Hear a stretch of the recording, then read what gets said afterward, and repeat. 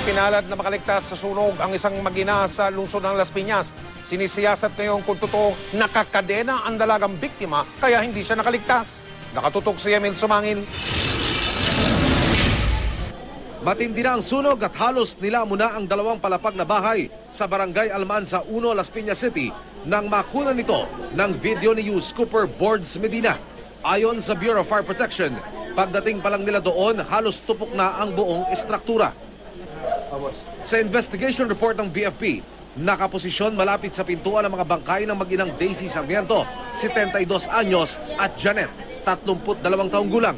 Palatandaan na sinubok daw na mag-ina na makaligtas pero naging balakid ang grills ng bahay na walang window opening. Kwento ng mga tao, yung namatay nasa second floor. Then yung nanay daw nakalabas na. Ang problema, binalikan niya ngayon yung anak kasi nasa taas. Ang nangyari, di na nakabalik pati yung nanay, di na nakalabas. Isa sa mga tinututukan ng investigasyon kung totoo ang impormasyong nakakadena raw si Janet sa ikalawang palapag ng bahay kaya di sila nakalis. Katulad ng nabanggit doon, may diferensya daw sa pag-iisip. Kasi minsan daw parang nananakit o kaya umaalis ng bahay. Pinalikan ng BFP ang fire scene para makakuha pa ng ebidensya. Kasi kung may tarnikala, siguro nakatali yun doon andun pa yung kadena na sinasabi. Hindi pa isinasantabi ng BFP ang posibilidad na sadyang sinunog ang bahay. Bagamat tinitingnan din kung dahil ito sa napabayaang kandila dahil walang kuryente sa bahay.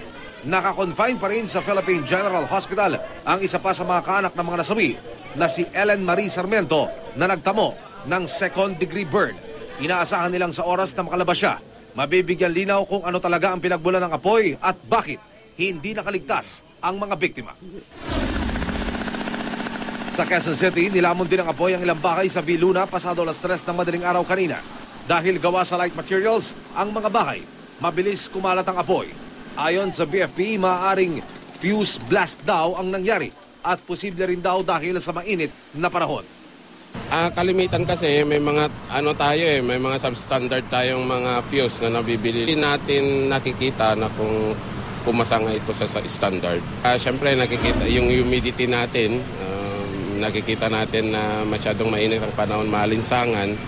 Kaya yung combustibility ng mga materials natin ngayon is very high. Madali siyang masunog. May factor. Emil Sumangil, Nakatutok, 24 Oras.